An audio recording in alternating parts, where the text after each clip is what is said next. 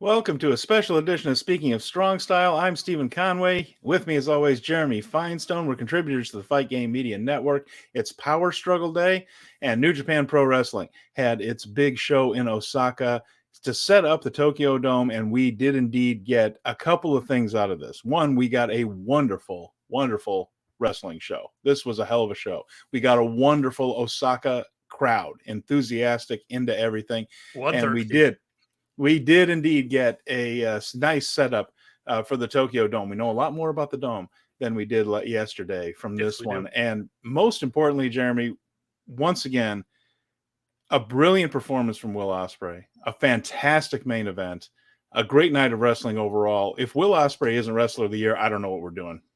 There's a lot to say about what Will Ospreay did tonight. There's also a lot to say about what Shota Umino did tonight. There's a lot to say about what the entire card did tonight. In all honesty, I went from a 4 to a 5 to my excitement for Wrestle Kingdom, and I think I'm at about an 8 now. I think I'm primed, and now it's just let's tenderize before we're there. But if there aren't a whole lot of banner matches introduced beyond what we got tonight, I'm still okay with Wrestle Kingdom this year.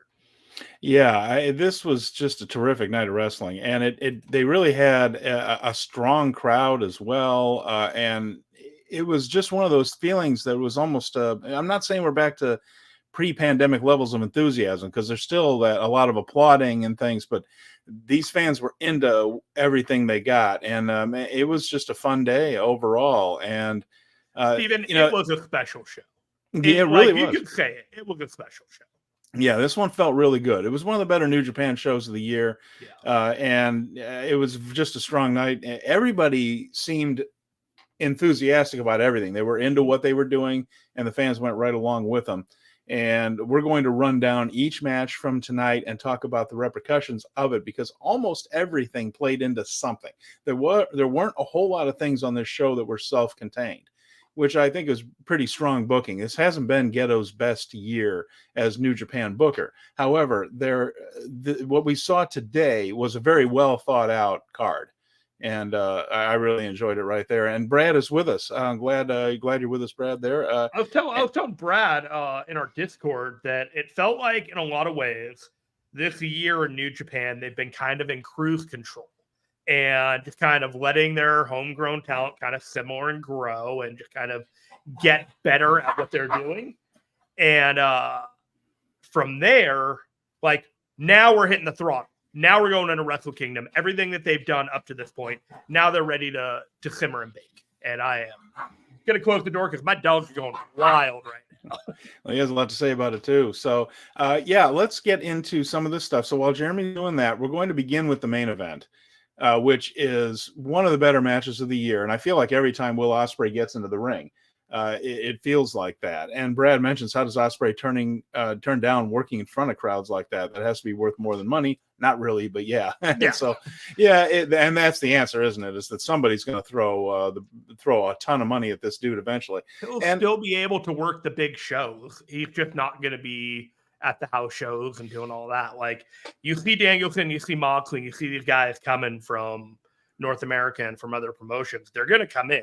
I don't think it's the last we'll ever have seen of Ospreay, but I definitely feel like we are sundowning on his active New Japan career right now. Could very well be. And of course, if he goes to WWE, we won't see him much at all. But if he goes to AEW, there's always some chances right there. But I understand what you mean. Like, there was a thing that happened today during the introductions that I hadn't heard before at all. This crowd was ready to chant Ospreay, Ospreay all together at key moments. And he did kind of egg it on a little bit, but I can't believe how quickly they took to it during his music. It's a coordinated part of his song where they just hit his name, Ospreay, Ospreay. It sounded perfect. It sounded like it's been going on for years, like it was Kaze ni Nare, like it's something you already know how to do. But I don't think I've heard the crowd in New Japan do it before. I didn't even pick up on that, but I will say I was definitely struck by how pro Ospreay this crowd was. I was expecting a little bit more Shota reaction, and he had his fans in there. There was a strong Shota presence, but when you watch this match, you feel like this crowd wants Ospreay to win. So we have the IWGP United States UK heavyweight title. And so we've been talking about these belts, and all of a sudden there are two belts now, one for the US and one for the UK. And they're both on the line. And that seemed important at the time, but it didn't turn out to be. And we'll get to that. But the crowd was chanting it out. Like I said, the music was very cool. And the match began. And this was at the end of a long night. This is a long show. So you start to worry a little bit. It's like, can he keep the crowd up? Didn't have to worry. The table was set up about 7 minutes in, but it wasn't used right away, although that table would become very important. I'm going to talk about a key sequence in this one because this match went over 40 minutes. So I'm not even going to try to do it justice by discussing move by move, but I am going to talk about some of them. Key sequence was he hit the Cheeky Nando's kick, that one where he kind of folds the guy up in the corner and he can't move his head and he's kind of stuck upside down against the turnbuckle, and those kicks busted Shota's nose. They had been wrestling like a lot of these matches are, which are good fundamental matches between Shota Umino and Ospreay, both of them very capable. Something turned in Umino the way he decided he was going to work this match, and I'm sure it was pre-planned, but I liked this. This is something we had not seen from Umino before. He got really pissed off at Ospreay, so he got out of that thing, the Nando's kicks. His nose is bleeding. He started walking right through some of those chops that Ospreay throws, and Ospreay throws good chops. He rocked him with a forearm and then showed a mean streak that we really haven't seen from him before. He started stomping on him, back of his head, just his back. He threw him out of the ring. He didn't throw him out of the ring. He hung him over the rope and vaulted over the top rope and hit a hanging DDT on the apron that looked great. I can't say I've really seen that version of it before. He then hit a shotgun drop kick right over the rail. Colin's here. Oh, you were just getting started, man. I'm glad you're here. Yeah, we're still talking about the first match, which we're going to go backwards. We're going to start with the main event and work our way back. But glad you're here. So he hits a shotgun drop kick, sends Will over the rail. He then whips Ospreay over about 6 or 7 rows of chairs. That looked great. Just things flying up everywhere, a crowd scattering. Will's selling like hell. He then starts trash talking Ospreay, drags him over to the timekeeper's table, and he clears it off and says, "You want a table, Ospreay?" Picks it up and throws it into Will's face. This is fantastic. This is what Umino needed. That edge, a little bit of a mean streak. He was pissed. I loved it. Then they started hitting the big moves. We were barely halfway home when they hit Oscutter, Ignition. So it started to feel like, oh, this could end any time. But what we didn't know was that we were a good 15, 20 minutes away from the finish, and there was good stuff ahead. Will eventually got the Tiger Driver through the table off the apron. Another one had been set up, so there were actually 2 right there. And that teased the count out on Umino. Of course, he slid back in at 19, just barely. There was an Oscutter at the 25-minute mark, and Will missed the hidden blade. Then he stopped a tornado DDT and hit a hidden blade into the face. This thing was just a roller coaster ride of emotion right here through. And I honestly wasn't sure who was going to win this thing, the way they were working it. They slugged it out with forearms, and Will ended up winning that battle. Kicked Shota Umino within an inch of his life. He's barely conscious. He's dying. You know, the talk is, should Red Shoe stop this thing? His son is getting destroyed in front of him. They got a full mount on Umino, so the idea was that Will was just going to rain down those 12-6 elbows until the referee stopped it. However, John Moxley, who had quite the match himself earlier in the night, comes down with his head bandaged up because if he wrestles, he bleeds. And he had and he bled. He sure did. There's a lot of John Moxley laying around Edion Arena right now. But he fires up Umino. It worked. He powers out of the full mount, hits a lariat and an STF at the half-hour mark.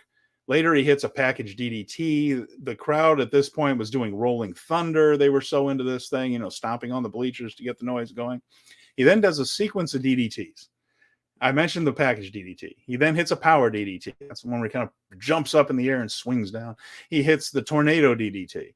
A spinning Death Rider. Still can't quite get the pin. He eventually hits a butterfly suplex from the top rope for 2. Will got his foot on the ropes at 35 minutes. I'm going to ask you this, Jeremy. At this point in this sequence, Moxley at ringside, he powers out of the full mount, which was the story, right? That maybe they were going to do another referee stoppage. Did you feel like I did, which is like, they might actually put Shota over here? I mean, they had worked the match so effectively, the doubt creeped in.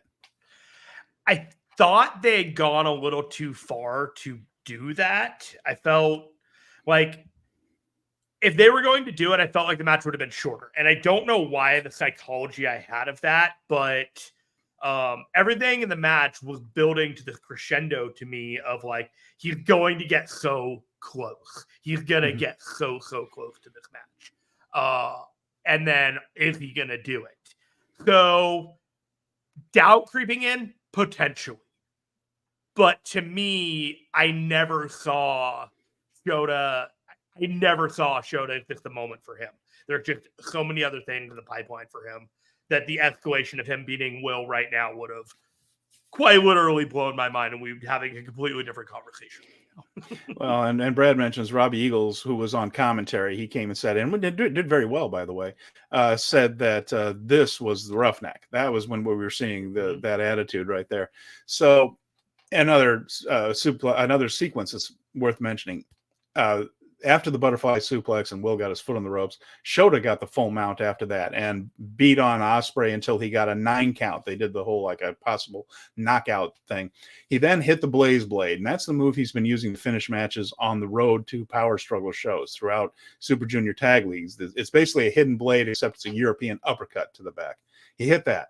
Then he hit a Death Rider. But as he hit the Death Rider, Will bounced up and hit a dying hidden blade, and just like hit that hidden blade as he was falling unconscious to the mat, and it knocked both of them silly, and Shota couldn't make the cover, which I thought was fantastic.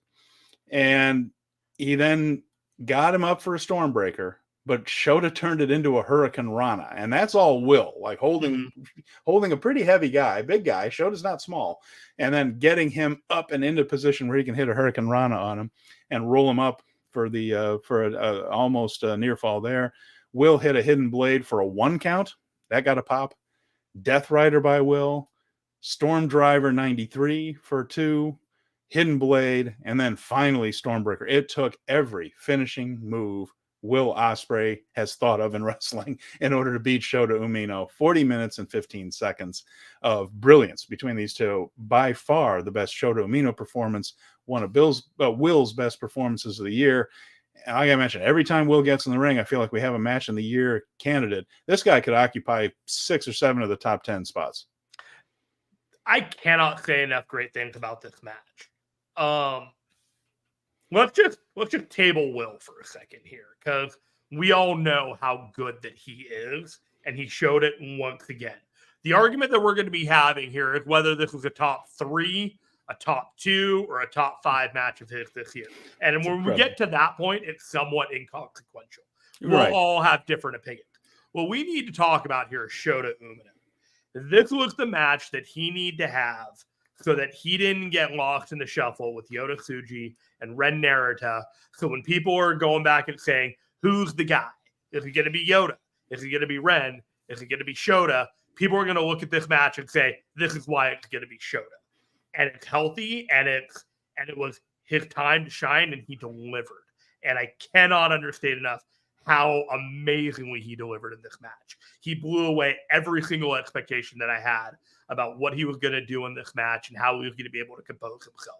He looked like a seasoned main eventer in this match, and he was able to hold his own with Will Ospreay. He was able to hold his own in for 40 minutes, going top to bottom. The poise that he had when he threw the table at Will Ospreay and just looked like he was just tossing tissue paper. Like, the guy looked like a main event star. Everything about it, that table spot where they did the power bomb through the 2 tables, it was absolutely picture perfect.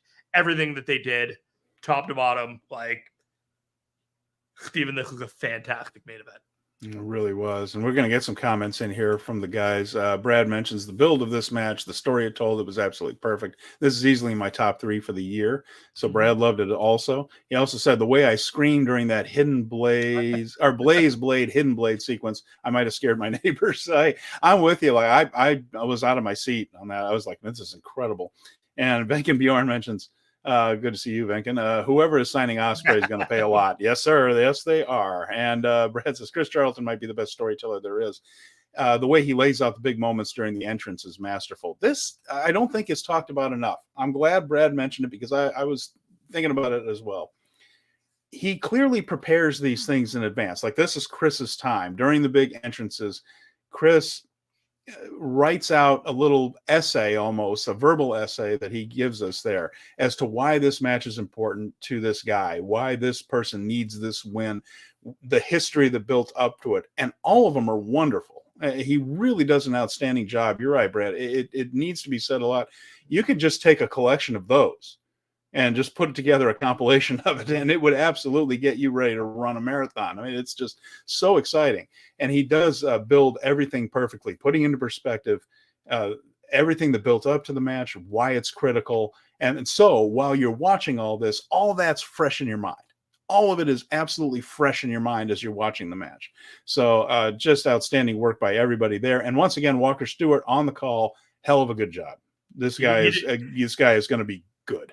He did great, and pretty soon they won't feel the need to bring in Robbie Eagles or anyone else as a third person to pat it out, because honestly, Charlton and Walker by themselves would have been just fine.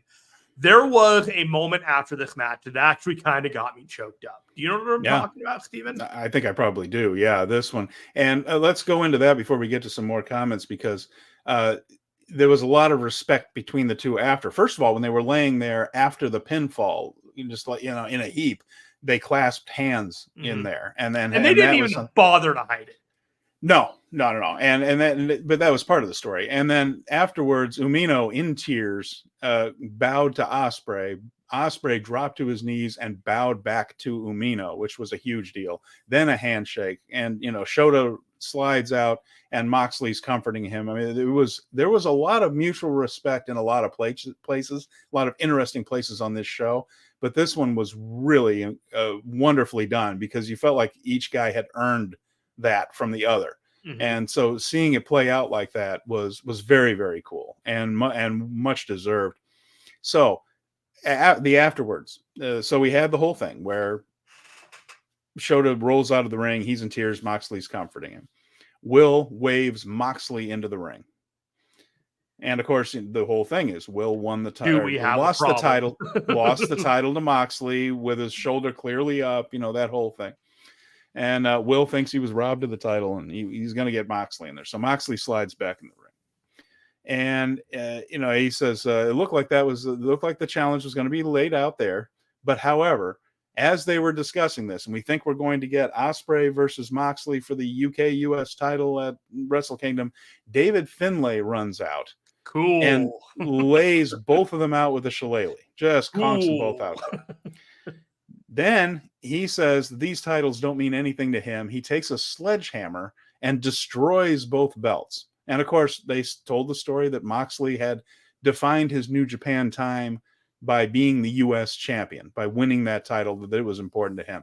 And of course, the title was important enough to Will that he named it the UK title, saying he wanted it to represent him and his country. So they did a good job building up that these things matter to these guys, and he destroys both of them. And he says he wants to fight for a brand new title, so it'll be a three-way at the Tokyo Dome for an as yet unnamed new championship. So the whole thing an Intercontinental title? Yes, although Will said afterwards, if they can't bring back the Intercontinental title, think of something. That is what he said. So he kind of left it open that they might not be the Intercontinental title. Although I would like to. There was a part of me that was hoping that it would just be Finlay and Moxley for the right to face Ospreay at Lone Star Shootout, and it wouldn't be a three-way. But it looked like it's a three-way. Yeah, it's going to be a three-way. With that. It's fine. In my mind, I think Moxley's taking the pin for Finlay so that Ospreay doesn't have to get pinned, but that's just my conspiracy theory and all that, because I'm kicking that around in my head. Do you think Tony would be okay with him laying down for Finlay? Yeah, I think so. Yeah, maybe. Tony seems to care. It's Wrestle Kingdom. It's weird the things that Tony seems to care about. Tony seems to care about a lot of things that don't matter at all. I frankly don't think that Tony cares about a show that's going to be airing at midnight. In all honesty, like, he's glad his guys are there, and he has business decisions that he is owed, and he's got to do business with New Japan, and this is the night he's got to do business. But what they do over there, if his guys lose, it doesn't matter. On the pay-per-view that he had a bunch of people spend a ton of money for, his guys won, so I think he's probably pretty fine with it. And there are a couple of thoughts here from the folks that were watching that I want to get to, because it is an interesting, it opens up some interesting possibilities. So Brad mentions, does Shooter take over as leader of United Empire when Will leaves them without one? That's an interesting thought. It could very well be. And by the way, the Finlay angle, Colin said, this is where the poop hit the fan. Colin wasn't happy about this one. And Venkin mentions the guy no one likes, Finlay, yes. And you got to start the clock on Finlay. As soon as he lost that never title match, Tama Tonga's like, this was happening. And I apologize, but I tried to warn you. I really did. Yeah, well, we did. We talked about on this show that the Bullet Club leader is going to be involved in things. But Venkin says he's already the worst Bullet Club leader ever. He's in the top 5. I will give him that. He's in the top 5 of all Bullet Club leaders. Jay White Light getting involved for no reason. So, well, he's getting the push is what he's doing. What if Moxley wins and drops it at Dominion to Shota? Now, this is something that I thought of because they talked about how what Umino wanted was to win the title from Ospreay and then face his mentor at Wrestle Kingdom. And I thought the same thing here, Venka, that they might be dangling that as a future possibility, because why else say that specifically if he's not going to win? And they knew he wasn't going to win. They knew Will was going to win. They were going to do this big thing with Finlay. And that struck me as well. I just thought, oh, they're going to do that sometime. I don't know about that. I had a kind of different view of this. So if Finlay pins Moxley, and Brad has too. Pardon me. Before we get to that, I do want to mention that Venkin was. Brad says to Venkin, I was thinking that too. Finlay there to eat the pin to protect Will and Moxley. That's what I thought. I thought, okay, we're going to get Finlay in a major thing, and that whole thing where we threaten that Bullet Club might just take over something that we care about, and Bullet Club will keep us away from something we really want. And then at the end, they're upended and the good guys kind of win, so to speak. That's where my mind went to. Okay, now that we've set all that up. Sorry, go ahead, Jeremy. Tell us. Oh, you're fine. So if Finlay were to win at Wrestle Kingdom and Will Ospreay's on his way out and Moxley's just there for the night, that would set up Shota Umino as a potential front runner, as the guy to dethrone Finlay and to make him as one of as a further future ace. Then Shota and Moxley can have their match when he has the title again, and it could be a different thing. But what you have to do out of this is build Shota. It's about Finlay, but it's then about Shota. And because Shota was in the orbit of all this angle before it all went down, I think it's pretty likely that he might be somewhere in the angle when we want to wrap it up in the conclusion, maybe in like 9 or 12 months from now. But I do think that Dominion idea is interesting. Moxley wins the thing, beating Finlay, and that protects Will, of course, because, like Will, there's a good chance he'll be back, or at least a fighting chance that he'll be back at some point.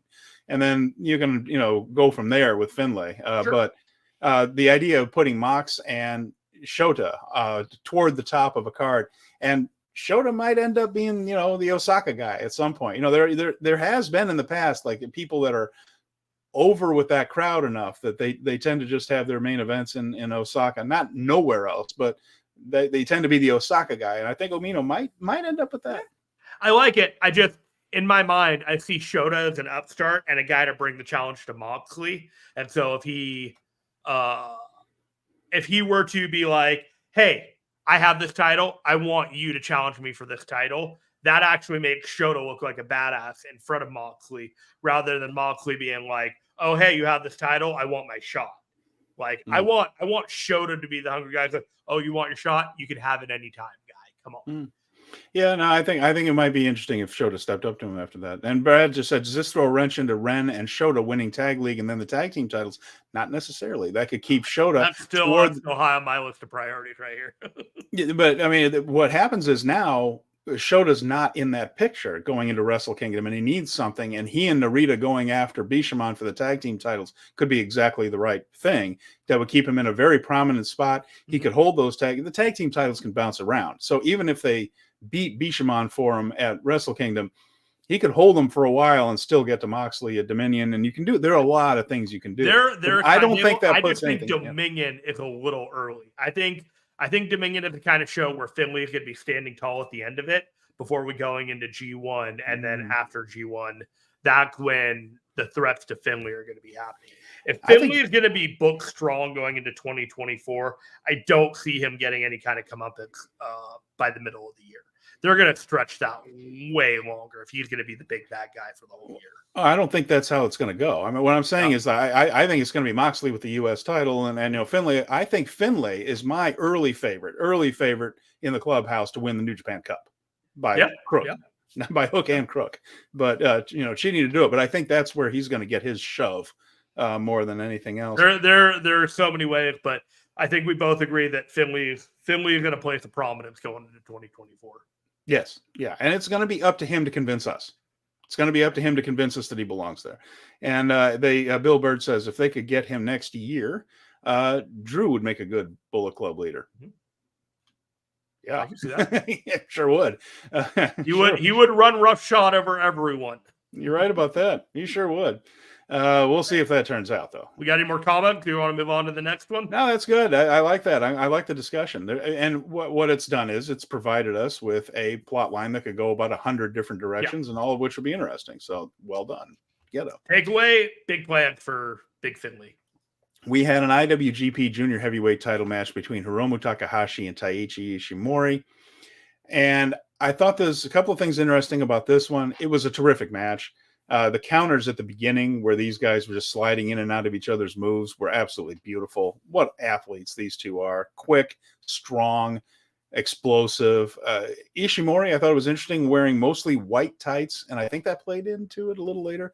But Ishimori hit a divorce court very early, that kind of thing where you come down on the guy's shoulder, and that led to a lot of shoulder work. And that goes into the bone locks. A very smart move right there to work the shoulder. There was a victory royal into a bone lock for Ishimori. That looked good. And they kept putting Hiromu in jeopardy of having to tap because his shoulder is out, that type of thing. He worked over his entire left arm for the entirety of the match. And Hiromu got out of the bone lock and powered it into a time bomb at the 15-minute mark. That looked very cool. Mm-hmm. And Hiromu hit a couple of pumping bombers of his own that he learned from Shingo Takagi. But Ishimori got the bone lock on him again. It was just that whole thing where it was just, can his shoulder survive this match? Hiromu made the ropes, though, and then he hit the Hiromu roll 2 different times for the win. He got it once. Ishimori managed to scramble out. Another series of counters and twists. He rolled him up again and got the victory. 20 minutes and 38 seconds. Again, I can't do it justice by just telling you move for move here. It was a terrific 20-minute, 38-second match. High speed, intelligently worked. 2 athletic men that are just, it was 2 of the very best super juniors out there. And this time, Hiromu allowed the referee to put the belt around his waist. There was a storyline going that because he never did beat Ishimori for that title, he didn't put it around his waist. He carried it over his shoulder. Now that he's beaten Ishimori, he feels that he truly is the junior heavyweight champion. And afterwards, he gave Ishimori respect. Ishimori gave it back a little bit, gave him the little too sweet thing back to Hiromu in the aisle. No sign of any interference from Bullet Club, no anything else. There's a one-on-one match. I feel like Ishimori might be leaving soon. There's not really a spot for him in this War Dog Bullet Club. I think this match was just kind of a moment in time match. It closed a lot of chapters in the junior heavyweight division. Mainly because Ishimori has been hurt for so long since the best of the Super Juniors. But they had to get this match out of the way in order to, finalize what Hiromu's run has been. There are things that they wanted to do, and they're pretty completist when it comes to that kind of thing over in New Japan. So I really enjoyed this match. I thought it was the best elements of what both bring to the table, and they allowed it to breathe. They gave it time, and one of the best junior heavyweight matches you're going to see around the world. Brad mentions this, the counter work by both, but more specifically, Ishimori was out of this world. Really was. They just are so smooth together. And I would just like to see a new coat of paint on Ishimori. I don't think he belongs at Bullet Club. This version doesn't fit. And if there were hints, maybe I'm looking for it too much, but I thought there were a little bit of a hints of sportsmanship from Bullet Club guy often means that they're about to leave Bullet Club in Ghetto's world. So we'll see. After that, it could be time for a change, but like I said, they're going to be doing. It feels like a fresh coat of paint coming to the whole junior heavyweight division. Afterwards, Hiromu got on the microphone and said, now, before anybody turns all the lights out on me and does something stupid, I am going to call out my opponent for the Tokyo Dome. And just so happened that El Desperado was on commentary at the time with the Japanese team. And he called out Desperado, brought him into the ring. Despy said yes, but he wasn't going to be able to wrestle much as he has to heal up and get some minor work done on his body, but he will be at the Dome. So I'm excited about this for a lot of reasons here, Jeremy. They've been talking about how Hiromu wants to break the record for title defenses in a run. So that means he's got to get past his toughest opponent. The other side of it is, after all this getting close, this could be the moment where Desperado finally gets that one final singles win over Hiromu Takahashi. I've said on this show before, I think Hiromu and Desperado are this generation's Liger and Black Tiger, this generation's Dynamite Kid Tiger Mask, that rivalry for the ages. And this is about the only guy who's better than Taiji Ishimori in a one-on-one match with Hiromu. These guys are made for each other, and I can't wait to see what they do with this in a big key spot at Wrestle Kingdom where the match can breathe again. It's going to be something like this where it's very close to the top of the card. It won't be top, but it'll be close. And, you mentioned the roll call with LIJ, yet Desperado is, right at the precipice. I'm going to just shout. That never happened, Steven. That never happened. That roll call prediction didn't happen. But okay, so I loved this. I am absolutely here for Desperado and Hiromu Takahashi at Wrestle Kingdom. When he made the announcement, my jaw just went, yes. Okay. Yeah. Super Junior tournament. That's the Super Juniors. I thought Desperado should have won. I thought that was like, why are they holding off on this? And I just kind of gave up on it. They had the tournament with the Super Junior Tag League with him and Wato. And so I just kind of thought, okay, well, he's just not really in the plans right now. Oh no, he's clearly in the plans. He's going to be at Wrestle Kingdom. And what's really interesting about this is that New Japan actually put out the article, and they were talking with Desperado and Wato about how Desperado thought Wato could be the future ace of the division. So it's ultimately pretty interesting that the guy you've been partnering with all of a sudden gets a title shot against the guy as he's talking about his new frenemy, friend, pal, Wato, could be the guy to shepherd the division into the future. It's like they are planning ahead, and I'm all for it. Yeah, well, here's some comments from the viewers, and they have some really good ones here. Dunstan says, I really wish Nakajima joined New Japan because I think he and Ishimori in a faction would be very interesting. Yeah, that would have been Nakajima in a match with Shingo at Wrestle Kingdom would be awesome. And Venkin mentions, Desperado is going to take some time off. Yes. So that he can be 100% for the Dome. I think we all want him to be. We would all prefer that he were just 100% rather than seeing 20 preview tags. We have a Danielson who's going to be 100% for the Dome. We got a Desperado who's going to be 100% of the Dome. We just need one more person with the D name for the Triple D to be 100% for the Dome, but not to do a thing before then. We'll figure it out. There'll be somebody. Hiromu and Ishimori was splendid, and doing Desperado versus Hiromu with the Dome makes sense, according to Dunstan. And he also makes a great point here. They've been separated in singles matches for over a year now. They haven't really been in the singles match with each other, and they're magic together. It's really going to be cool. I'm very excited for this. Desperado is probably one of my favorite wrestlers overall right now. Not just a junior heavyweight. Just I have enjoyed everything Desperado's done for a very long time. Yeah, we on this show we've been banging the drum for Desperado for a while. That he's no longer underrated. I think people realize just how good he is. But I think we were onto it about a year before most were, because you just see over and over again. It's like, when you keep saying, you can go. The best part of this match was Desperado. And when you say it enough times out loud on a show, you start realizing it. And you're just like, he's just one of the best guys. Welcome back. He's just one of the best guys. Yeah. And Colin's asking what happened with Nakajima. Yeah, he showed up in All Japan. That's where Nakajima ended up. But, we don't really know. At Shingo online. Yeah. So he might be still free agenting a little bit. Might be okay. So freelance. In my mind, with the announcements of people and video packages that happened today, you don't want to do too many video packages in one night. So if you're doing a video package now, potentially at the end of World Tag League, you maybe have a little bit more of a muted video package with somebody who's done with all their work in All Japan by then and could probably freshen up for a feud going into New Japan. I don't know. That's how I would do it. Yeah, that's not any inside information on our part, but it is supposing that there is time for this to happen, for Nakajima to show up. Especially there's going to have to be a little bit of interest in the World Tag League Finals in the middle of December, which is going to be one of the final shows. And we've got a pretty bodied card for Wrestle Kingdom right now, but there's still a few matches and a few people who don't have matches that's going to have to get figured out. And Brad has brought up one of my favorite New Japan matches of the last several years is the memories of that Best of Super Junior finals between Hiromu and Desperado. Desperado ripped his own mask off right there, just removed it because it was torn. Hiromu had torn it. And it just was a razor-thin margin of victory for Hiromu in a brilliant match. And it was where I think Desperado really became a junior main eventer in New Japan. And that was when all of it came to fruition. What we've been saying for a while is this guy's really, really good. We weren't doing the show yet. Jeremy and I weren't doing this show at the time, but that was something that I have been thinking for a long time. Is this guy deserves a run? He deserves a run. And that was it. He got that Super Junior final. He didn't win the Super Juniors that year, but that was the coming out party where like, okay, this guy plays on that level.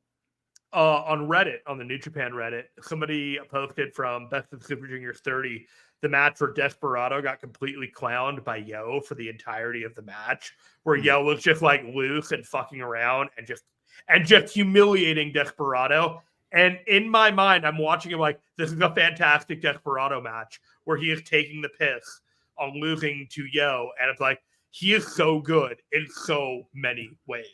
But it's also probably the best Yo match I've ever seen because he wrestled completely different and he's just owning Desperado top to bottom of the match. And I completely forgot about it. And then I revisited him like, this is delightful. Yeah. And so we also had the finals of the Super Junior Tag League match. So that was Catch 2-2, Francesco, Akira, and TJP against the House of Torture, Sho and Yoshinobu Kanemaru. And I'm going to go ahead and toot my own horn. I predicted that Catch 2-2 was going to win this tournament. And I was very proud that they came through for me here. I just had that feeling when they switched the titles from Catch 2-2 to Knight and Kushida in order to get them to the Bullet Club. The idea was to eventually get to Bullet Club and Catch 2-2, and they didn't want to do it back in the summertime. They wanted it on a bigger stage. And so we got to do this here. And I was very happy that is the way it turned out. And I think it's going to be a terrific match. But they did the whole House of Torture thing. They attacked before the bell this time, beat the hell out of them before the match even started. And Catch 2-2 did rally, and Akira hit a somersault tope to all of them on the outside and cleared them all out. Of course, they worked TJP's neck. That's been the story of the tournament. Was his neck hold up long enough for them to win this thing?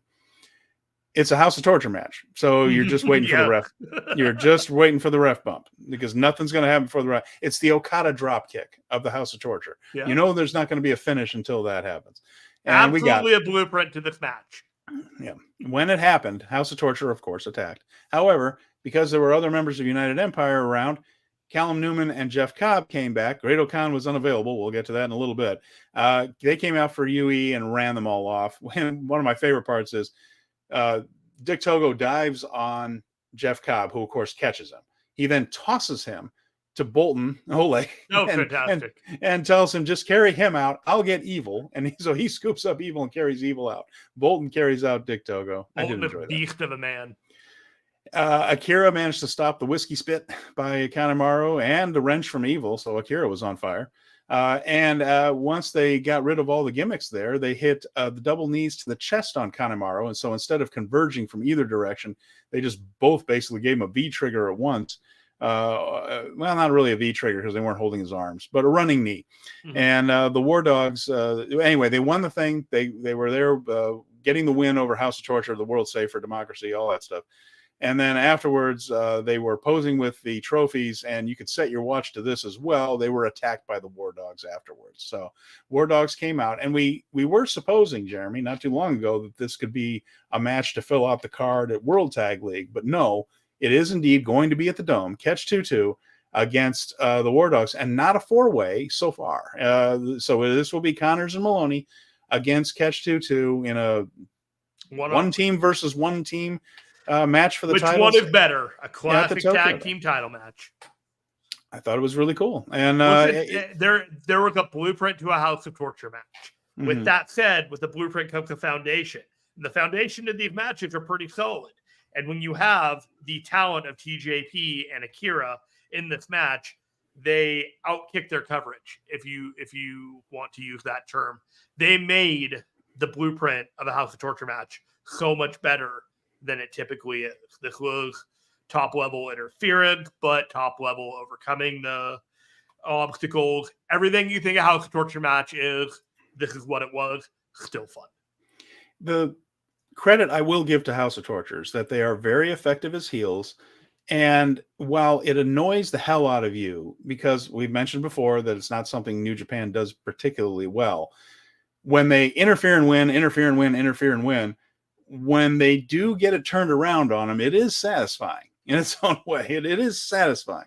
Yeah, it worked. And Brad mentioned Sho and Uncle Nobu are such a great team when there's not House of Torture BS. They work so well together. They're a good team. Those are two great wrestlers. I mean, Sho's very good. Kanemaru, been around for a long time, knows how to work, and is still excellent. Venkin Pure and Okada's drop kicks are perfect. Yeah, that's one of the more iconic moves in wrestling these days. And Dunstan says War Dogs versus Catch 2-2 is probably the best built story in the junior tag division in years. I'll agree with you. I think it's interesting that Connors and Maloney won their match with them in block play in this one. Now we're getting it in the finals. So that, that would lean toward Catch 2-2 winning, but you never know. Never really know. But it is a good story because they have done a good job of keeping them apart in that one-on-one title match. So there is something about this we haven't really seen before quite yet in this way on this big stage. And Brad does mention, if the War Dogs are losing a title on Wrestle Kingdom, I don't expect Finlay to be losing any titles on Wrestle Kingdom if that's going to happen. Dick Togo jumping right over the barricade was impressive. Yep. Not a tall man, but he's got hops, doesn't he? He's got hops. It seemed a little more flawless for a man that seems like he can't move from time to time. That was actually pretty impressive. So we also had the never open weight 6-man tag team titles, and even this was a fantastic match. It was. And at first the champions took turns getting their ring time. So it was Ishii at first, then it was Tanahashi, then it was Okada. And there wasn't a whole lot of tagging in and out by the champions, but Ishii and Zack are magic together. They are really good. I love their segments where they met in the ring. They couldn't touch each other. Yeah, it was amazing the way they could not hit a move on one another in this incredibly complicated sequence there. They must really have a lot of great communication between the two of them, because they just, these very elaborate ways of not quite getting their moves on each other, becoming close. TMDK hit Tank Busters on Okada and Ishii at about the 15-minute mark of this one. Then they hit Highway to Hell on Tanahashi, so things were looking really good for the challengers. Zack hit a penalty kick, but it was only a 2 count. Tanahashi then countered a small package out of a Zack driver for the pin. This is another one that was fast-paced, crisply worked, 6 guys who know what they're doing. This went 16 minutes and 15 seconds. Very entertaining match. And at the end of it, you had Tanahashi pinning Zack. So, of course, he was eyeing the TV title afterwards. I feel like this reign is really helping those 6-man tag team titles again. Mm-hmm. And then we had a big angle at the end, but let's start with the match. Jeremy, talk about this one. You really enjoyed it too. So this was just hardworking guys with sequences pros. Haste, Nicholls, and Zack Sabre Jr., they don't get their flowers as much as they really should because they're more utility men than anything else. What are we talking about, Jeremy? You saw what happened when Atlantis got his flowers last week. He got the crap beaten out of him. Nobody wants flowers. But I just, no flowers. It's not flowers. So it's wrestling. No flowers. This match, I believed when I was watching it that TMDK could win this match. And there weren't a whole lot of matches where I felt like the challengers could win this. And they really played on the vulnerability of Tanahashi and Ishii, because there was no doubt in anyone's mind that Okada was not getting pinned in this match. So they never even used the idea of Okada being in jeopardy, that was even going to happen. So the entirety of the match was predicated on Tanahashi being in danger and Ishii being in danger, and them getting hit with double and triple team moves over and over and over again. And if you remember, Zack Sabre Jr. pinned Tanahashi with a flash pin in the G1, so that Tanahashi getting the flash pin back on him in this match actually closes that circuit of storytelling that Geto likes to do with these within months of each other. So we may get another TV title match between Tanahashi and Zack Sabre Jr. That could potentially be a Wrestle Kingdom match, if not a match at like Lone Star Shootout or the World Tag League Finals. Because we already know who Zack has at Lone Star Shootout. He's facing Mike Bailey. That's right, Speedball Mike Bailey. So yeah, I'm gonna say that Tanahashi and Zack Sabre Jr. are at Wrestle Kingdom at this point. They just haven't finalized it because he's already got other title matches.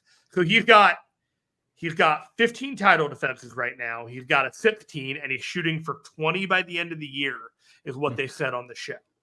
Do you think he'll hit 20 title defenses at the end of the year? Yeah, I think he's going to pile them up late, and then maybe the dome will be he said by the end of the year. So yeah, I think that the story is he's going to get it, and then the dome is when it's going to be in true jeopardy. Do you think Tanahashi is within the 20, or do you think he'll be at Wrestle Kingdom? I feel like that's the Kingdom match. Yeah. Because I don't really know what else Tanahashi does. Yeah. I kind of thought it would be a really cool match to have Yota Tsuji versus Zack Sabre Jr. And have Yota Tsuji be the guy to take the belt off them. So all the Reiwa have a title, the TV title for Yota, and then Ren and Shota would have the IWGP tag titles. And that would be kind of cool. Your roll call would be alive too. But some type of roll call. But basically, Zack Sabre Jr. could have a match with the Broom, and it'd probably be 4 stars and above. So I don't really care who they have planned for him, because it's probably going to be awesome.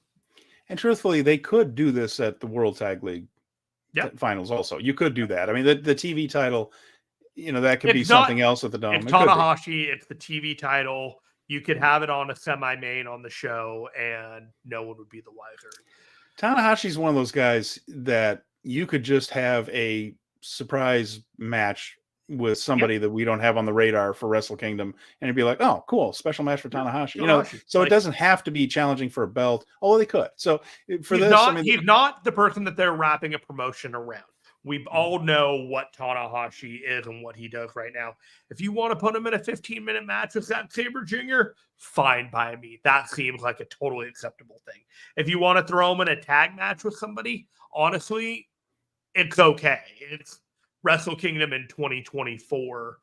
Tanahashi has been there, and we are actively cultivating a younger generation right now. There is also a point to be made that World Tag League Finals, all these things, there are going to be angles at those shows to set up. We don't have the whole card for the Dome yet. So that's going to be coming into focus as we go forward. And Tanahashi and Zack might be one of those matches where Zack gets the win and the lights go out afterwards type of thing to set up the Dome thing. So it doesn't necessarily have to be there, but it's a perfectly acceptable Dome match. There are just ways that you could also do Tanahashi versus X, and you could make it special enough for the Dome because of Tanahashi's reputation. So there's options there. So, Steven, we've gone 49 minutes, and we have not even begun to mention this also very average match that's going to be set up for the Dome as a result of the post-match angle from the 6-man. So I was setting it up with the lights going out thing, because the lights went out after this one. And we got there. Who's this handsome one-eyed fellow? Bryan Danielson has challenged Kazuchika Okada. He said he's going to be ready again by January 4th, and we are going to get the rematch that I have been pining for since Danielson was unable to complete the match in the way they had originally designed back at Forbidden Door. We're finally going to get that rematch. It's going to be in the Tokyo Dome. Bryan Danielson gets his wish to have a Tokyo Dome match, and hey, let's do it. Let's check it off the bucket list. Let's have the great match that we couldn't quite have because of that broken arm, although still a hell of a match. But let's do it all the way through. Let's do it. Hopefully no one breaks a bone this time, for the love of God. Poor damn Daniel. I should have put the money down on Thursday when I said I'd put good money down that Bryan Danielson would be at Wrestle Kingdom. You should get bet on these things sometimes, don't you? Because I'm just like, this all seems funny how this all works out. So this is excellent news. We Excellent talked news. on Thursday on our show that there were some timing issues and some business practices that made it seem very suspicious, this injury that Bryan Danielson had. For a variety of reasons, protecting him from the anger of AEW fans as to why he's not wrestling when he's going to wrestle Wrestle Kingdom, ticket buying audience, in addition to just keeping him healthy when this guy has a proclivity of getting phantom injured on the most random things. I'm not saying he's not injured right now, but it makes a whole lot of sense if he weren't. All right, let's get to some comments on this one. So Dunstan says this 6-man tag match was fantastic and the reign has been great. I think they've done a very good job with it, really. And Venkin says Okada only loses to people with a broken arm. Well, we've seen him drop a couple others. And they didn't do the 6-man titles on Wrestle Kingdom last year, so it could just be that the titles are off the board for the show. Yeah, that's very possible. And Dunstan says, I think Tanahashi versus Zack match should be on another show and not the Dome. Could be the one that sets up the Dome match. You're right. Dunstan also says one of the young guys should have a title match at the Dome. Yep, yeah, I mean that might They might all have a title match at the Dome. The Yoda Tsuji is a very good possibility for that. And Collins is talking about flowers. Guys getting them is a tradition in Japan I'll never get used to. Yeah, it is. It's incongruous because they would bring these things, especially All Japan in the 80s and things. They would have these ceremonies where these women in the formal gowns would come out and present a big bouquet of flowers to Stan Hansen and Bruiser Brody. It just was so incongruous. And sometimes Hansen, who's blind as a bat when he doesn't have his glasses on, by the way, and this has been talked about, like one of the reasons he's so stiff is because he can't see you. He goes taking off to jumpstart a match and almost ran one of those women over one time. It was a riot. I mean, he came within an inch of just like running this poor woman who was probably 5'1" and 90 pounds. He probably would have knocked her into the upper deck at Budokan Hall if they hadn't pulled her out of the way in time. So yeah, it's been a perilous job sometimes. I'll tell you this: if I were in the middle of a wrestling ring in Japan and somebody gave me flowers, I'd be into it. You and your flowers. I one of these days. They smell nice. Venkin Bjorn. Now he can get another 5-star match because it's in the Dome. Yeah, we don't care about stars on this show. That's one of the best parts about this show. We don't care. Dunstan says, but I understand the point. I get the joke. We're just like, we don't trouble ourselves with such things. Everybody on this show has watched enough wrestling that we know what's good and what isn't. We don't need it. Dunstan says, Dome Bryan versus Dome Okada is what I need. Boy, yeah. What I would like most of anything else, more than anything else, is for the match to just be able to have that near fall back and forth finish that they didn't get to do because his arm was busted. And that was the thing when I was watching it before I knew the arm was broken. I just thought there wasn't any drama. The match just ended. Then I found out his arm was broken. He couldn't do all of those things like the near miss rainmakers and the knees and all that. And they just had to be careful because he knew his arm was messed up. That's what I want. I want the full Okada Danielson dramatic because no one's better at near falls and the twists and turns than Okada is. I mean, Okada and Ospreay are the two best wrestlers on planet Earth. Yes. And both of them are going to be in prominent spots on this show. And that's all I ask. And then Brad says, was this the best never open 6-man title match? If not number one, it has to be top 3. Yeah. And he mentions the other one I was just about to mention, the match with the Blackpool Combat Club when Claudio Castagnoli barely made it to Osaka in time to get to the ring. That was a hell of a good match, too. I just enjoyed their entire run. I also thought the match where they won against Strong Style was also pretty awesome. Yeah, they've had some good ones. I mean, well, look who it is. Look who's involved in these matches. I mean, these guys would fall out of bed and have a good match. And Venkin says Kenny is the third. Okay, fair enough.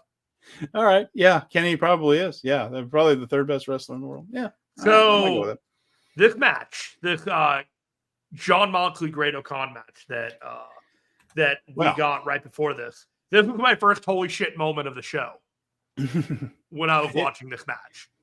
Things are going to speed up in this analysis after this one. We're going to talk about this one. The rest of it is going to be shorter little shots here.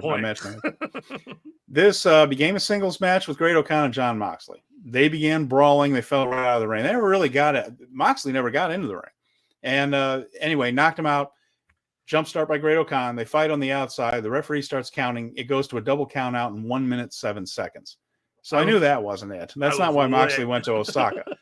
But he gets back on the microphone and says, I challenge you to a falls count anywhere. Well, the crowd was groaning and booing because they started to think, oh, maybe they're not going to do anything other than that. That maybe this was just a setup for something else. And they were kind of groaning and booing. And then when Moxley got on the microphone and said, falls count anywhere, they did a nice job of teasing that they weren't going to give the fans what they want and then give them something more than they thought they were going to get.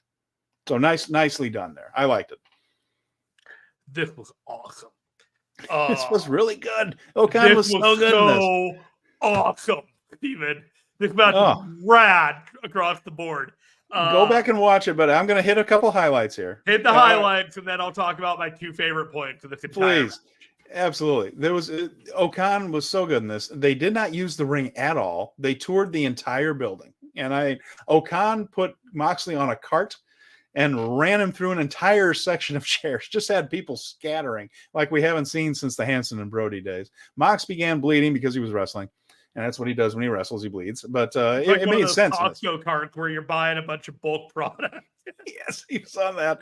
And Moxley hit a gusher too, boy. He was just he was bleeding all over the place and it was very effective. Okan rolled up Mox in the tarp that covers up the floor and then buried him in furniture. There's barricades, walls. They fought all the way around this place. I really think they went all the way around the perimeter. I think they did. Mox shoved Okan off the stage. And then he took out a pair of scissors. Oh, my God. And he cut off Great Okan's ponytail. He cut the fucking ponytail.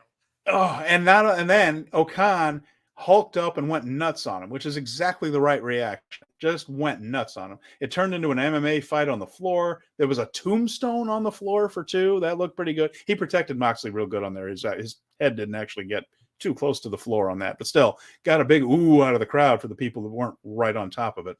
The crowd was all about this. This turned into a lot of fun for them, and everybody in those seats. There were 4,000 people at this show. It's a good turnout. Everyone got a good close look at these guys. Mox hit a low blow in the bleachers. Okan went tumbling down a row of steps, taking out all kinds of things. No one's cell phone was safe in this one, boy. That might have been kicked, stomped, dropped on, anything. Mox ended up choking out the Great Okan from there. This was so much damn fun. What a way to work this match. Jeremy, what were your highlights of this? So I work in retail and freight and all that. So when I saw those big pallet carts and they put Moxley on there and Okan just ran him through piles of chairs. It wasn't through an open area. Like Moxley went obstacle-wise through probably about 30 chairs. And the audience put all those chairs back together to sit back down when they were done because they are a nice, polite audience. Because it's Japan. Yeah. That was fantastic. By the time he got up from said race car derby style crash pad, Mox was completely busted open. It's not only a few seconds later that he grabs the pair of scissors and he grabs Okan by the ponytail and he drags him about 30 feet through the audience. And then you see him pull the hair and you see him cut off Okan's ponytail. Yeah, that's such a good point. An audible, holy fucking shit. That is such a good point, Jeremy. The fact that he grabbed him by the ponytail and drug him for a while, it was a nonverbal way of foreshadowing this that had the crowd like, he's not gonna, he's gonna try to, oh my God, he did. It was like, that kind of a build to it. So great. That made me feel like there were consequences in this show. And it's such a small thing where it's like, oh, this is an important show, because if it wasn't an important show, Okan's not cutting off his ponytail. And I'm curious to see with the long hair what it's going to look like. It's not all gone, but it is now from going to the bottom of his back now to the bottom of his neck. It is a considerable amount of hair that went bye-bye for Great Okan. He might be down to the Gareth Bale man bun, and nobody wants that for anyone. No one wants that for anyone. Ended with what? A bulldog choke out in the near the back of the arena. Great Okan wakes up, wants to keep fighting. The young lions take him to the back. He goes to the hospital. That plays into later on in the show. Man, this was just a blast. It really was. This is when the show hit overdrive. Yeah. And the first part wasn't bad, and we're going to get to those matches, but this was the first thing, like you said, where you just thought, "Oh, we're doing something special tonight. Where this is going to be fun." And like if this is in the middle of this show, what do we got for later? This was match 6 of 10, and it was like then they told you after the Finlay thing, like, "Oh, hey, now you're in for a treat." Let's get some comments because we have some great ones here. I love our audience. Brad says, I love this match so much. This reminded me of those matches from the old days where it was just madness. Yeah, some of that stuff like, the Sheik and Abdul the Butcher and Tiger Jeet Singh just like tearing apart the entire building, and so much fun. He also says that Mox is a god in Japan, and I love that so much for him. Still undefeated. He has taken that. He has taken to that crowd. Right? Yeah, so he has taken that crowd, and they've taken to him.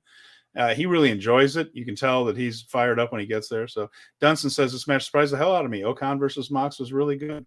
And he just says, I hate how Mox in Japan is just better. It does seem to give him a bit of a charge. I'm not going to turn this into an AEW hate thing, but I like how AEW talent is booked better in New Japan than they are in AEW. And Brez, I thought we were headed to Okan versus Tsuji in a hair versus hair match, but Mox cutting the hair was such a great moment. They've been teasing some kind of hair match all year. Remember when Shingo and Evil were like taunting each other about it? And I think it got to where New Japan said, okay, who's going to lose? And they looked at each other and just said, well, he is. It's almost a better way to do a lose your hair match because, it's the shock factor. Yeah, nobody wanted to lose or something like that. So, yeah, they've been teasing a hair match. I think we're going to get one eventually. I think we will. Yeah, probably. They just got to find whoever it is willing to go bald. Venkin says, do we have more shows to do Okan and Ospreay versus Moxley and Shota? If Okan, Ospreay, and Shota are willing to come to the States, I think that's probably the only way that's going to happen because the amount of trips that Moxley's making to Japan to miss AEW shows is starting to pile up. He's already going to be missing Collision and Rampage this next week. So, Tony's got to use different talent to fill his shows out. He says, Venkin says Moxley in Japan is special. It has been a good run for him there. So a lot of fun. And then we had we also had this one, David Finlay against Tanga Loa. So this match was only a stopover on the way to the angle in the end, which is what we suspected. We cried angle alert. Now the angle didn't come during this match, but we said on Thursday that this was a weird match to just throw on a big show because it's not a big match. And we figured that it was a setup for something. As it turns out, it was something after the main event that did turn out to be important. But this was simply a way for Finlay to get a victory, and it was a stopover. There's not a whole lot to say about it. It wasn't a great match. It wasn't bad. It was just a way to remind everybody that Finlay exists. This is the Finlay MO.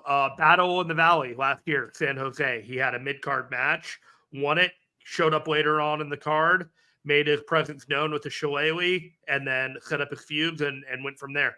This is exactly the same blueprint. He had his middle of the match card with Tanga Loa. It was fine. I will say that I liked that it was wrestled like two big guys just trying to pound the heck out of each other rather than any finesse or style to it. One of the things that I thought was impressive was Finlay doing the sunset power bomb out of the corner and lifting Tanga Loa up and getting him up and giving him more of a violent power bomb more than like a stylized looking power bomb. It was more of a bruiser match. And for that, I appreciate that they worked that style. Before that one, we had the tag team match between Naito and Yota Tsuji facing Sanada and Yuya Uemura. Now, we've been talking about the Reiwa Three Musketeers because the company's been promoting this. I might be on board with saying that Uemura is just as good as those three. Oh, he is. He is really good. And this match really showed up. Naito and Sanada were careful in this match. Not lazy, not what I'm saying, but they were careful. Calculated. They knew how much to give to not hurt themselves, but at the same time make sure that, the crowd was happy with what they were getting. So they let Tsuji and Uemura work most of this one. Only went 11 minutes and 10 seconds. But they also harkened back to something that was one of the more enjoyable Young Lions subplots in that these two wrestled each other to 22 consecutive time limit draws in Young Lions singles matches when they were first starting out. Their first 22 one-on-one matches were all time limit draws. Since then, Tsuji leads the series in singles matches 15, 10, and 22 is the record there. So Chris Charlton brought that back up, that these two have a long-standing one-on-one rivalry. I thought there was good stuff between these guys, and I also think that we're seeing Naito and Sonata start to build a rhythm against each other, because the stuff we saw in there, again, calculated, but good.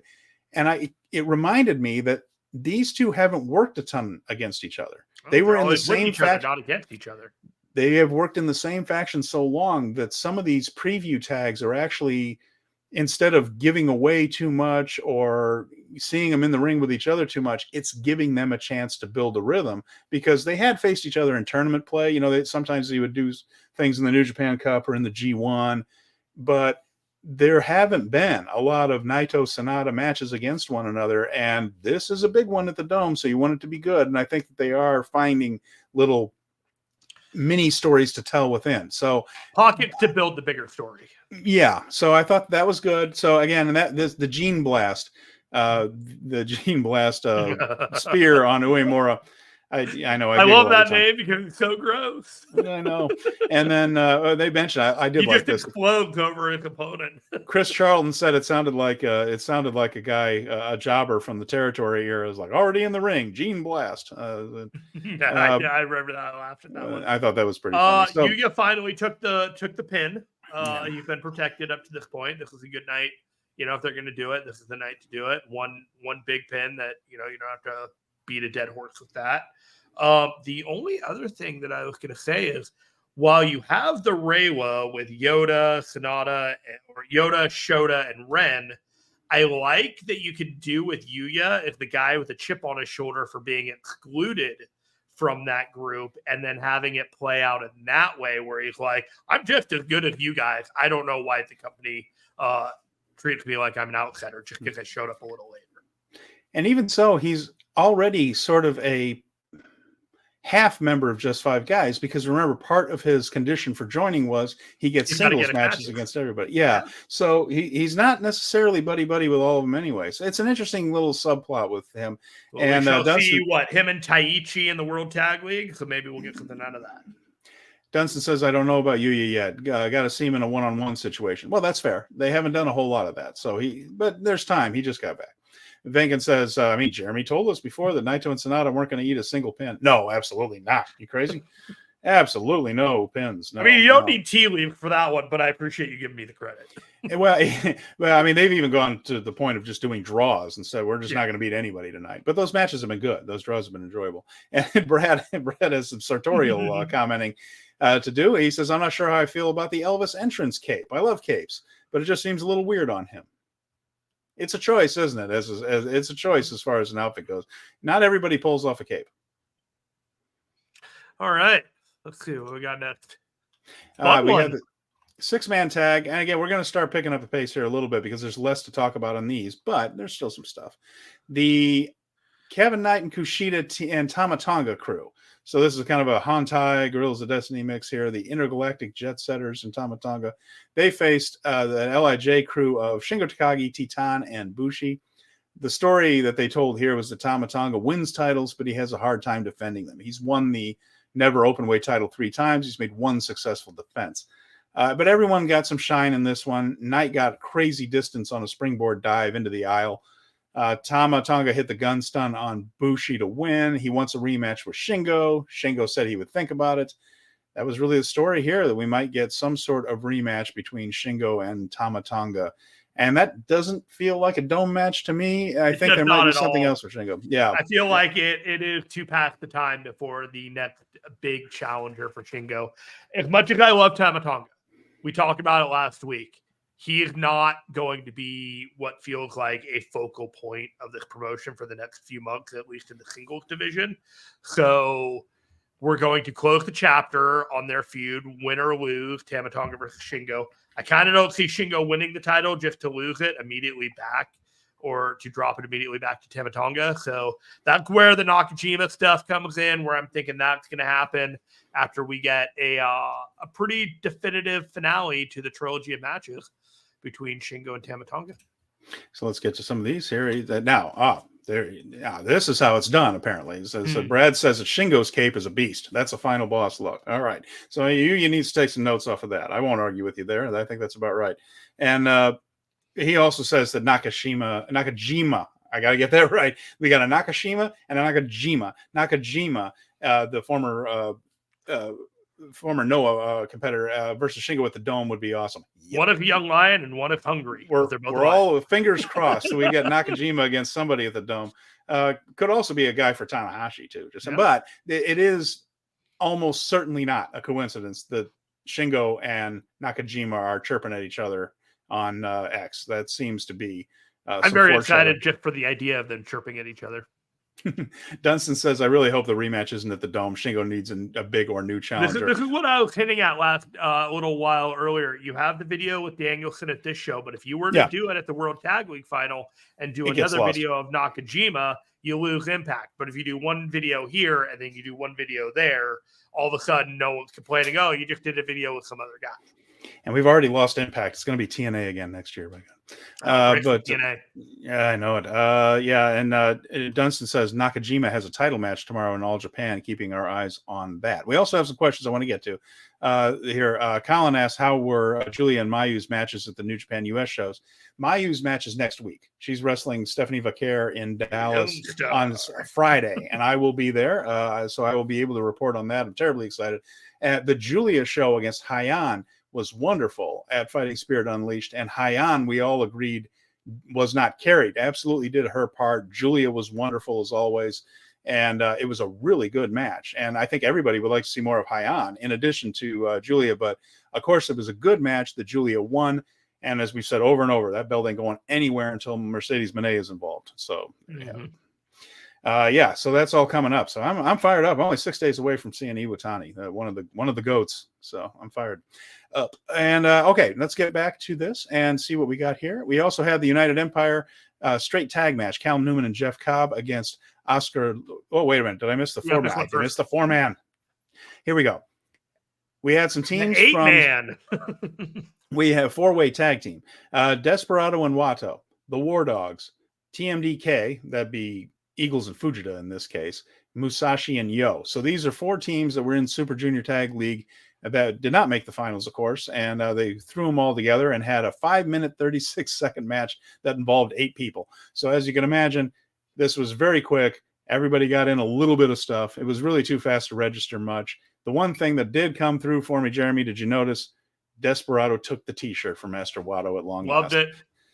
And Robbie teased the quick win again. You know, remember how Fujita and Eagles got a flash pin on the War Dogs to screw up their run to the finals right there. But the entire match ran in to break up that pin before he could get it.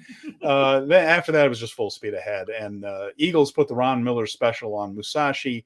But before Musashi could tap, Desperado got a pinning combination on Fujita. And, of course, now we know that Desperado was going to be set up as Hiromu's challenger, so they decided to put him over early. Everybody sees him getting a victory. Nothing wrong with that. And that was how they worked this one. But only 5 minutes and 36 seconds, so not a lot to say about anyone standing out. No one had time to. Before the Hiromu match happened, I kind of thought, are they going to try and make it a 4-way and put Desperado and Wato and then throw another team in at the end of next month and make it 4-way? Nope. They're just sending Desperado for a singles run against Hiromu, which I am completely here for that. In addition to that, when Wato and Desperado did the T-shirt thing, in my mind, the meme happened like, did we just become best friends? And I was like, they did just become best friends. This has been earned. I know that there's a lot of people who were not watching Best of the Super Junior Tag League that really have no idea of the build. But this is one of those things that, like, when you're watching WWE and you want to see Kevin Owens and Sami Zayn hug it out, and they haven't done it for like 5-10 shows, this is the same thing. This is the same level of like Desperado and Wato are bros now. It's tenuous, but it's real. And he didn't put it on, but he did something probably better, which is he always comes out with that strong style towel in the waistband of his tights. He doesn't really wear tights. They're pants. Yeah, it's almost like, yeah. And he put that on next to it. And you know, that meant a lot. The crowd saw it and they all reacted. Yeah. And it was fun. It was. It was. And Brad says he almost shed a tear when Despy took the shirt and put it on his waist. Yeah, it was pretty great. And so I did not see these two matches, so you're just gonna walk us through and we'll take it home. Okay. And Venkin said everything makes sense. Yeah, when you look at this thing top to bottom, almost every result led to something else. It's just really good booking. This was so we've had some criticism of Geto this year, but the Geto was on this one. This was a good day for him. The other match here was Callum Newman and Jeff Cobb against Oscar Loibe and Yuto Nakashima. And you can imagine that how this one went. Of course, it was a win for United Empire.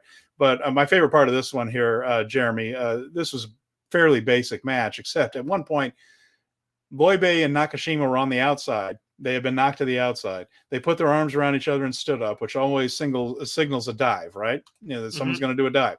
Except Cobb was the one in the ring.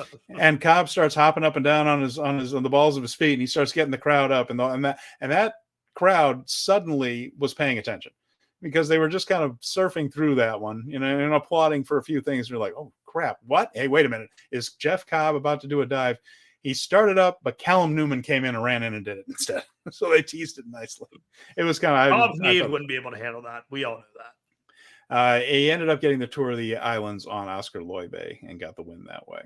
So the other one was a pre-show match, the Frontier Zone 6-man tag match. This one only went 6 minutes and 40 seconds, so there's not a whole lot to say about this one either.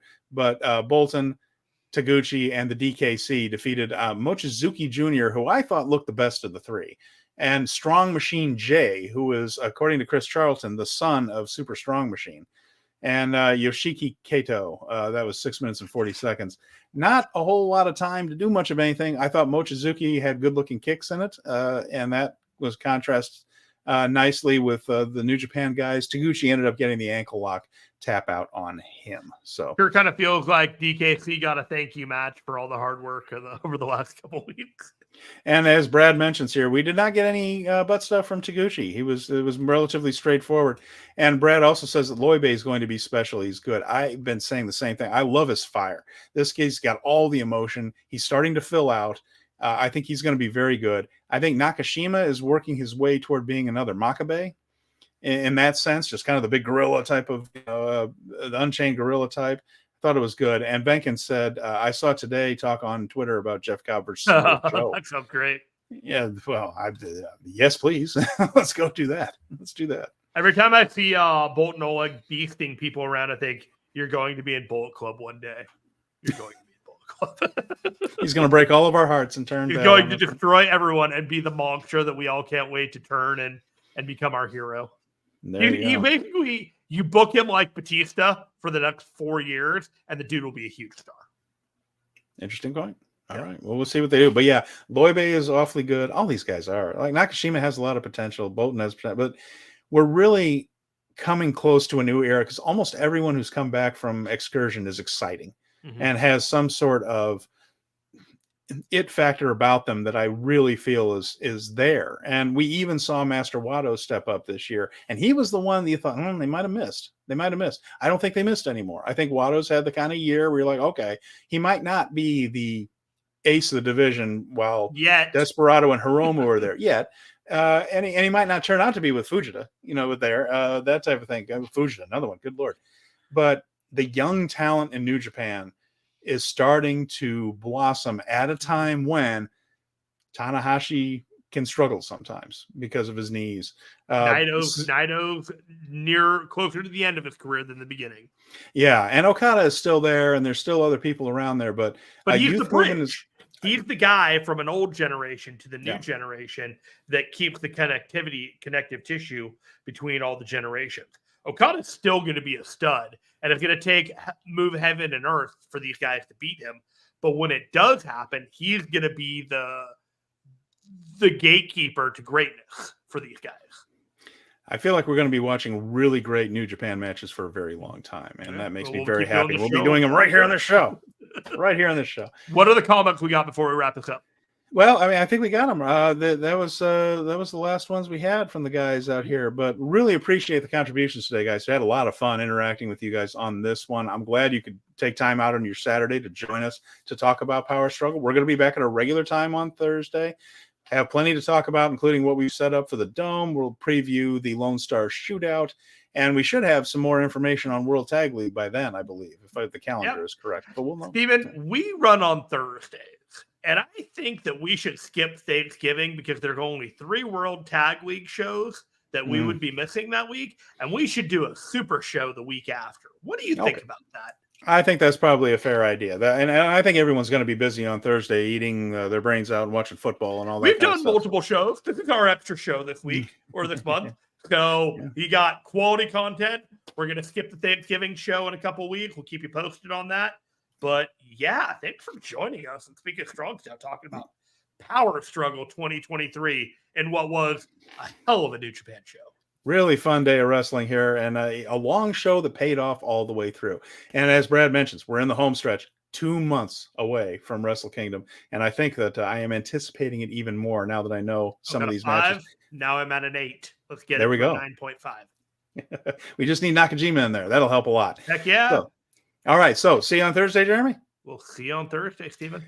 Thanks, everybody who joined us today. We really, really appreciate it. And don't forget, Power Bombshells is on tomorrow. There's going to be more content here on this YouTube channel. There was a Crown Jewel show with our esteemed leader, Garrett Gonzalez, that just aired prior to this. I'm sure a lot of news coming from that one. Feed going into this, so you should check it out. I didn't watch WWE because I was watching this, but I texted Garrett Gonzalez and said, hey, how's that show? And he's like, it's average. It's okay. And I said, that's cool. This show fucking rocks. I think we should end right there on that one. For Jeremy Finestone, I'm Stephen Conway. Today did rock.